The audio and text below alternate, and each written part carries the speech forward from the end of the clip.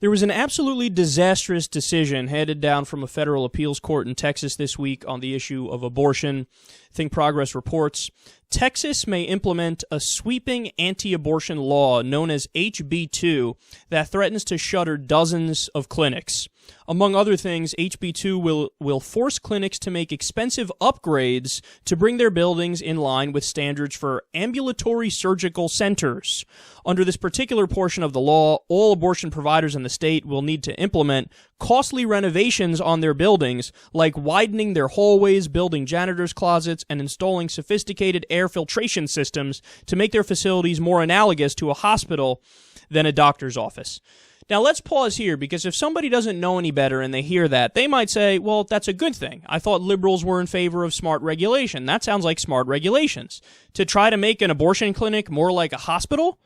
Yeah, I mean, what could be wrong with that? You're just trying to up, the sanitation standards, the cleanliness. You're trying to up how professional it is. What's the issue? Well, I'll tell you what the issue is. Quote, abortion law applies even for the provision of medication abortion, the non-surgical method of ending an early pregnancy that involves taking 2 rounds of pills. In practice, this means that the state of Texas will require abortion clinics to make hospital-style upgrades to their buildings to legally allow their patients to swallow pills. So do you understand that? At this court proceeding, they were told, okay, this law is way too broad, way too wide, and it doesn't make sense because we have a lot of so-called abortion clinics where you just get the pills for really early abortions. And the judge was like, I don't care. If the law says you need to have a surgical center, even though you don't do physical abortions there, then you have to have it. It doesn't matter that it's totally unnecessary. So understand what's going on here. We've spoken about this before. That's the whole point. See, some people might look at this and say, oh, well, what a clunky law. Looks like they messed up here passing this. No, that was the point. These are called trap laws. Targeted restriction of abortion procedures is what they're called. They were devised by the Christian right a few years back, and the idea was, I know what we'll do. We'll exploit people wanting to have good regulation, and we'll purposefully over-regulate to the point where we regulate these clinics out of existence. So all the smaller clinics can't afford to fucking pay for this. And again, some you just go and take a pill, and they don't even need it, nor can they afford it. But they're saying it doesn't matter, you have to do it. We've spoken about this, man. We've covered stories in other states where you have conservative lawmakers go into an abortion clinic, take out a tape measure. They'll measure the length of the walls and the height of the walls, and they'll go, okay, what we got here? Oh, your ceilings are 14 feet high. That's weird. We're about to pass a regulation that says it needs to be 15 feet high in order for you to stay in business. You have to renovate your whole building. It's going to cost you at least $1 million. Have fun with that. See ya. Then they walk out.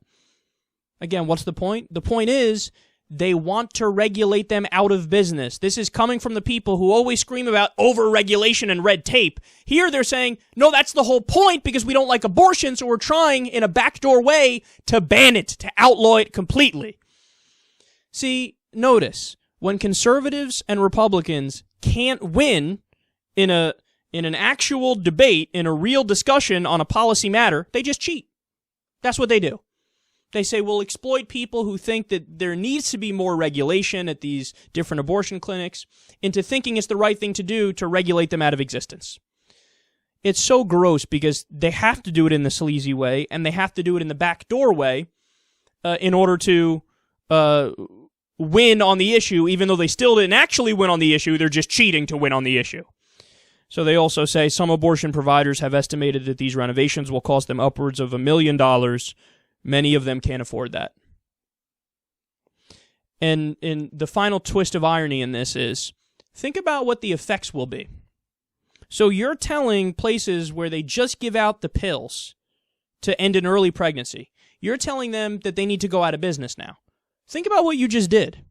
You made it so now, instead of safely terminating an early pregnancy with pills, now you've made it so that person is going to take more time to have to travel somewhere else to get a surgical abortion. So these guys always, okay, we're against abortion, but yes, if it's going to happen, you should happen early and not later. Obviously, early is better than a late-term abortion. Well, you jackasses just made it so that there's going to be more late-term abortions now. There's going to be more later abortions now. because you just said the safer, earlier forms of the pills where you terminate a pregnancy earlier, we're not going to allow that. So now you're forcing people into having to wait longer, or in some cases even going to the black market where it's really not safe and where women end up dying. You see, this is why we say there's a war on women, because there is.